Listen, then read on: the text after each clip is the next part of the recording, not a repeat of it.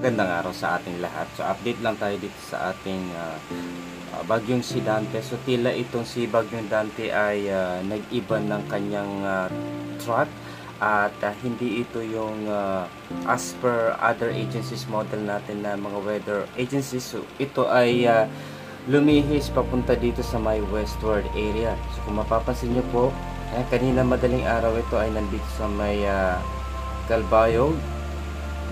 So as of 6 a.m. or almost 7 p.m. so ito ay nandito sa may San Fernando sa parte po ng Visayas area. So hindi ito yung lugar na as expected. Ang bagyong si Dante ay naglandfall na dito sa ikalawang pagkakataon at ang tropical cyclone wind signal ng Pag-asa inalis na sa ilang bahagi ng bansa. Huling namataan ng sentro ng tropical storm na si Dante o si Choy 1 sa western portion ng Balut, Masbate. Taglay nito ang lakas ng hangin aabot sa 65 km per hour at bugsong aabot sa 90 km per hour at ito ay kumikilos pakanluran sa bilis ng 25 km per hour. Nakataas ngayon ang tropical cyclone wind signal number 2 sa ilang bahagi ng bansa sa Luzon, the south portion ng Quezon, extreme southeastern portion ng Batangas, Marinduque, central portion ng Oriental Mindoro, Romblon, Masbate, western portion ng Camarines Norte, western portion ng Camarines Sur.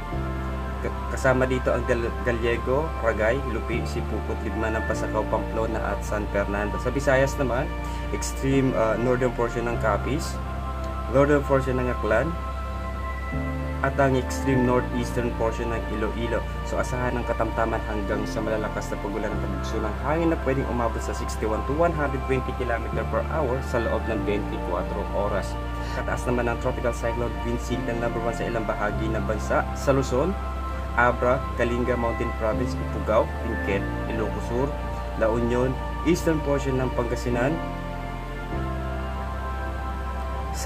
southern portion ng Isabela, Nueva Vizcaya, Quirino, Aurora, Nueva Ecija, Tarlac, Pampanga, Bulacan, Metro Manila, Rizal, Laguna, Cavite, rest ng Batangas, rest ng Quezon, kasama dito ang Pulilio Island, ang nalalabing bahagi ng Camarines Norte, Camarines Sur, Catanduanes, Albay, Sorsogon, at ang nalalabing bahagi ng Oriental Mindoro at Occidental Mindoro. Sa Visayas naman, the western portion ng Northern Samar, western portion ng Samar, Biliran, northern portion ng Leyte, northern and central portion ng Cebu, kasama dito ang Bantayan at ang Camotes Island, northern portion ng Negros Occidental,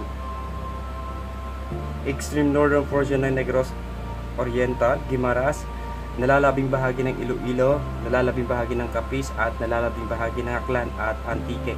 Asahan ng pabugso-bugsong ulan at hangin aabot sa 30 to 60 km per hour sa loob ng 26 na oras. So base sa forecast track ng Pag-asa ay posibleng maglandfall ito sa bahagi ng Romblon, Marinduque ngayong araw at posibleng tumawid sa bahagi ng southern portion ng Quezon, Batangas at posibleng maglandfall mamayang hapon at gabi. So ngayong araw hanggang bukas ng umaga ay makakaranas sa moderate to heavy rain at times intense rains over dito sa Romblon, Oriental Mindoro, Marinduque, Iloilo, Capiz, Aklan, Antique, Guimaras, Negros Occidental, Northern Negros Oriental, Northern and Central Cebu, kasama ang Bantayan Island.